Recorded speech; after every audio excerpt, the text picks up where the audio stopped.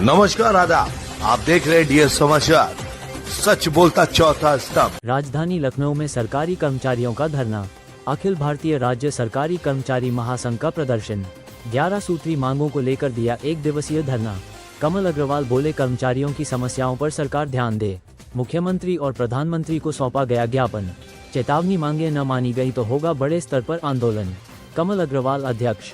संवाददाता सुभाष चंद्र। आप देख रहे हैं डीएस समाचार। हमारे चैनल को लाइक और सब्सक्राइब करना ना भूले। यहाँ पर बैठे हुए क्या मुख्य समस्याएं हैं जिनको लेकर आज यहाँ पर? उत्तर प्रदेश राज्य कर्मचारी महासंघ का प्रदेश अध्यक्ष कमल अग्रवाल।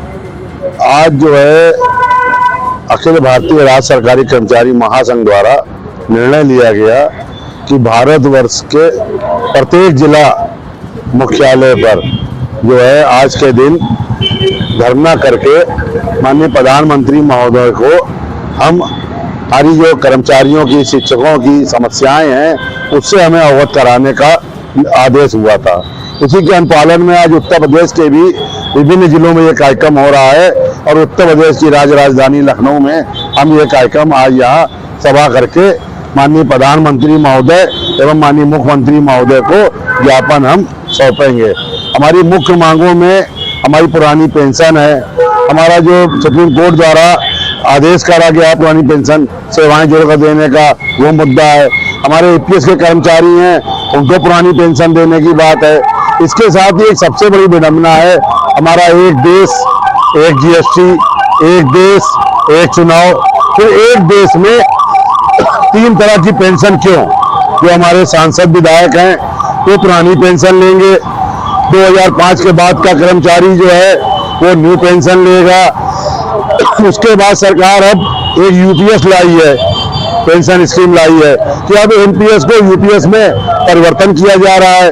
तो पहले ओल्ड पेंशन थी, फिर एनपीएस, फिर यूपीएस, और ये तीनों पेंशन में जो सांसद विधायक हैं वो ओल्ड पेंशन के अलावा वो एनपीएस और यूपीएस में क्यों नहीं आ रहे हैं, वो क्यों इसका हिस्सा नहीं बन रहे हैं, ये सबसे बड़ा सवाल है। इसी तरह जो कॉर्पोरेट घराने हैं 18 लाख करोड़ इनका राइट ऑफ किया गया है, क्योंकि हमारे किसानों का 1000 से लेके रुपए भी राइट ऑफ सरकार नहीं कर रही है।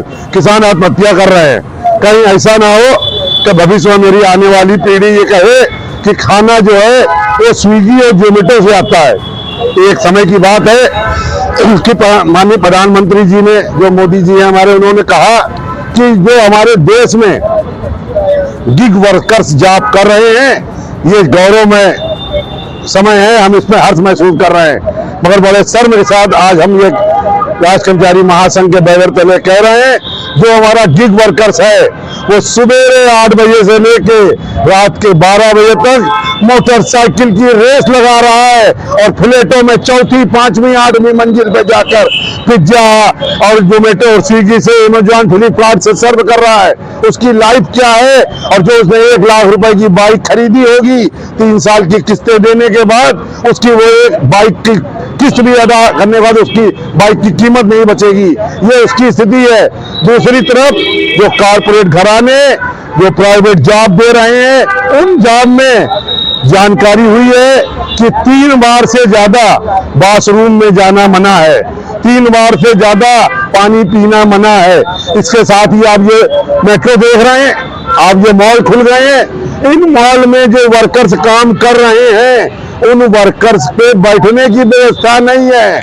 14 से 16 घंटे उनको खड़े होकर जो ये जॉब करनी है, ये बहुत ही शर्म की बात है। हमारे देश में लोग एमबीए करके 10-10, 20-20 लाख रुपए खर्चा करने के बाद यदि इस तरीके की जॉब उनको मुहैया कराई जा रही है जिसमें उनको आराम करने के लिए व्यवस्था नहीं है, तो ये बहुत शर्म की बात है। आज अपने मंच के माध्यम से हम ये कहना चाहते हैं कि उत्तर प्रदेश की सरकार हो, भारत सरकार को इस पर विचार करना चाहिए। और जिस प्रकार से आशा बहुएं, आंगनबाड़ी, रसोईया, अनेकों महिलाएं राष्ट्रीय कार्यक्रमों में लगी हैं, उनको 2000, 4000 और 6000 जो मानदेय मिलता है वो भी 6-6 महीने तक नहीं दिया जाता है। उसको देने की व्यवस्था की जाए। संविदा आउटसोर्सिंग पर जो व्यवस्था बनाई जा रही है कर्मचारियों के बारे में उसमें कुछ भी नहीं कहा गया है। इस पर सरकार विचार करे, उनको आउटसोर्सिंग संविदा को नियमित करे, मिनिमम 26,000 से 30,000 का वेतन दे, उनको पेंशन, ग्रेजुटी, उनको फंड की व्यवस्था करे। इन्हीं सब बातों के साथ हम आपके चैनल के माध्यम से कहना चाहते हैं कि आज के बाद भी सरकार हमारी आवाज को नहीं सुनेगी तो मजबूर होकर हमको सड़कों पर उतरने के लिए राज कर्मचारी, शिक्षक, पेंशनर्स और आउटसोर्सिंग संविदा और रसोईया, आंगनबाड़ी, आशा वो आएंगी तो उसकी जिम्मेदारी सरकार की होगी। जय हिंद, जय संघ।